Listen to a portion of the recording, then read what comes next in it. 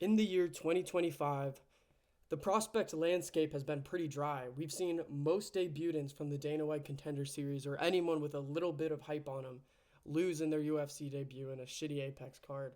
So in this video, I've been scrounging the UFC roster and I found the best three prospects that not many people are talking about, but I think will be solid contenders in the near future. In this video, you won't be seeing the casual, normal ass Peyton Talbot's next up. Oh, Joshua Van.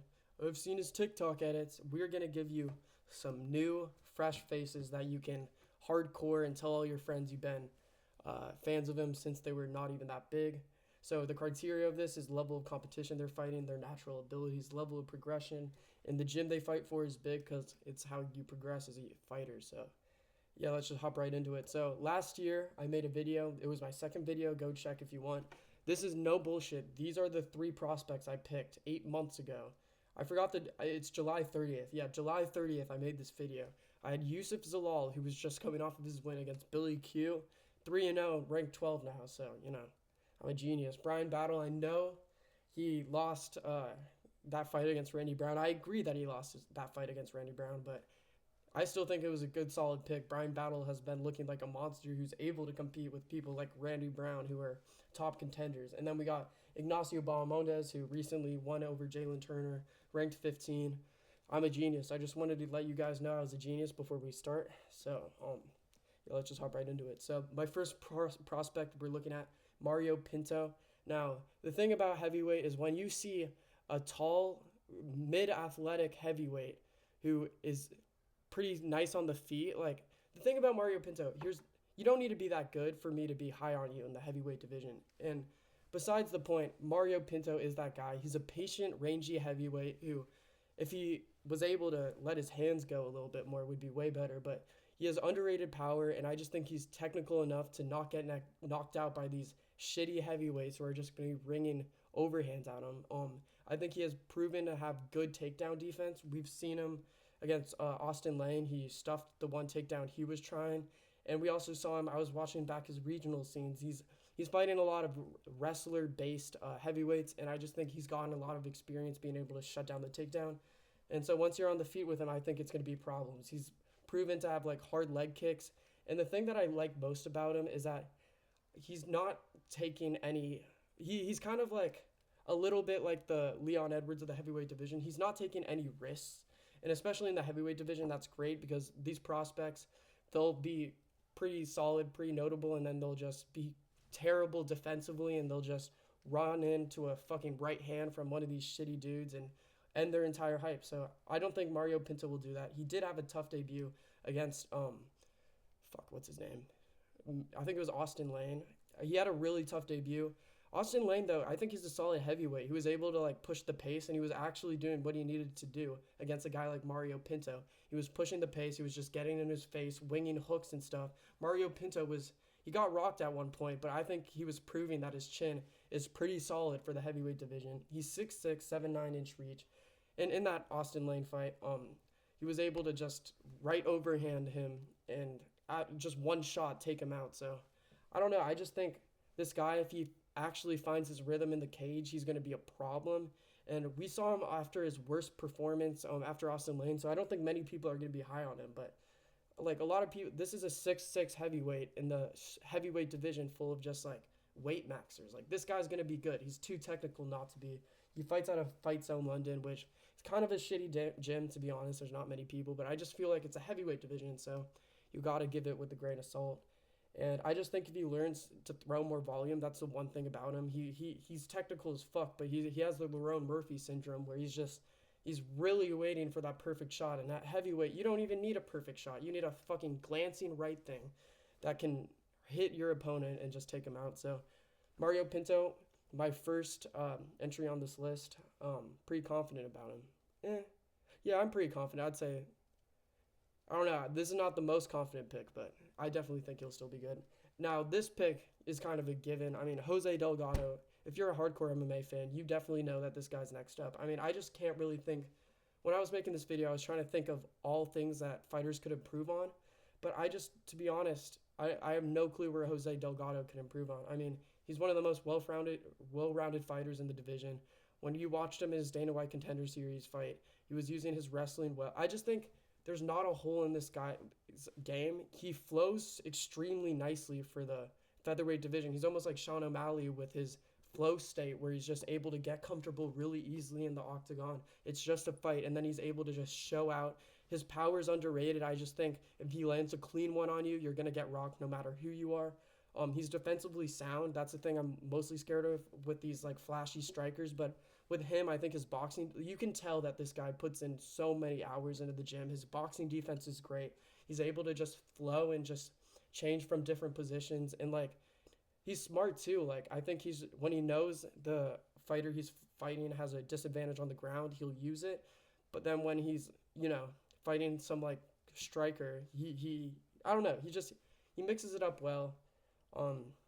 He's shown to have solid power, and he's 5'11" at featherweight, which is, to be honest, that's pretty good. That's pretty tall for featherweight. And he hasn't really shown his UFC debut. I forgot his opponent's name, but he fought some Zachary Reese looking motherfucker.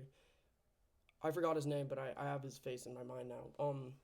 Yeah, he fought that guy, just had a dominant performance. I think he got taken down once, immediately popped back up, and just like started beating the shit out of him.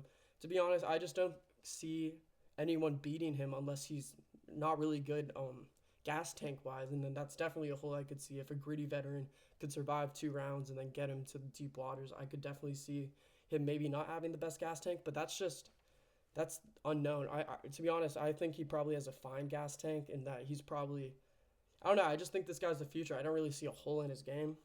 And let's go America. He fights out of Sean O'Malley's gym, so a lot of actual top guys there. I think he's Benson Henderson's little like pet project. So I don't know. That only shows good signs. So Jose Delgado, 1-0 in the UFC. Keep an eye on him. I know this is recent.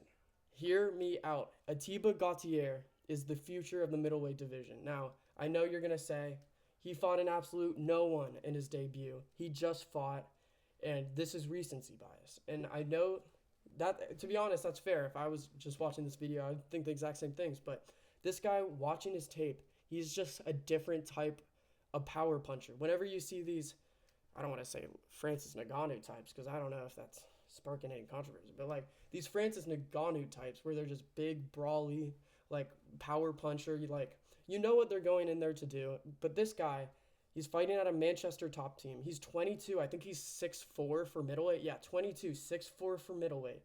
And he's fighting at a really good gym that keeps it technical. And watching his UFC debut kind of ensured to me that this guy will be something. Because the thing about him is that he has unreal power, but now he's keeping it technical with all these Manchester top team coaches yelling at him to keep it technical. I think he's the perfect balance of just fucking angry aggression where you're running at your opponent and just technicalness. The thing is, he's not one of these Francis Ngannou types where he's just going to run at you. He uses range well. Like, I was so surprised to see him setting up different shots. He was setting up a head kick against that one guy. He was like stuffing takedowns in his Dana White Contender Series against this Japanese dude who did suck, but I mean, stuffing takedowns against a Dana White Contender Series guy, I feel like that only shows good things in your future. The thing is, I just think he's only 22. He's going to a Manchester top team, which is one of the best. Let me not say that. It's Lerone Murphy's gym, but it's a really good gym. It's gonna keep him technical. It's gonna keep him learning takedown defense. And I just think this guy is way more than just a power puncher who's eventually gonna gas out. I just think, I don't know. I think that this guy, I know this is kind of my wild prediction of the video, but I just think you're a perfect balance of tentativeness and letting it go. Like in that one fight, he unloaded on a 5-piece combination just randomly, but he wasn't really like just throwing hooks at him. He was keeping it defensively sound. And the thing that I like about this guy, you have to respect his power no matter what. So everyone's biting at his feints, and he's really good at just setting up shots. Like I was watching his like regional scene, and all of his fights lasted like 1 minute, but it was just him faking right, left head kick, and then he would knock a guy out. You don't see that like with Francis Ngannou prototype people. I think he's a lot more advanced. I just think he's better. I think the thing that I'm worried about, he has a lot of unknowns, obviously. I mean, we have zero clue about his gas tank. I definitely know that will be a problem in the future. But the thing is, he doesn't fight in a way where he'll expend a lot of gas, so that makes me a little hopeful as well. We don't really know his chin, and then we don't really know what happens when he's actually taken down, like if he has the ability to get up. And I would probably be scared about stuff like that. But the thing is, he's only 22. This isn't a future prospects video where he's gonna Diego Lopez be champion in like next year. No, this is a best prospects in 2025. This guy, and he will be good in 2 years. Like if he's not, he probably will lose a fight in his like. He's not gonna undefeated his way Ilya Taporia to a championship. He'll definitely lose one, but I'm telling you that this guy will be a fucking problem, bro. Like 6'4".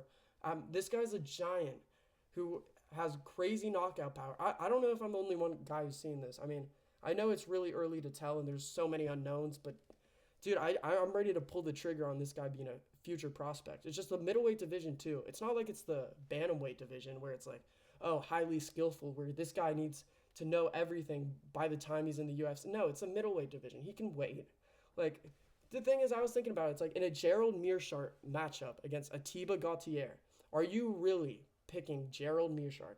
I know he has the takedowns. I know he's super technical on the floor, and once he gets him there, it would be really scary. But, dude, the middleweight division is so ass. Like, here's so many good matchups for him. I think if they just, like, bring it up slowly, he's definitely going to be a problem.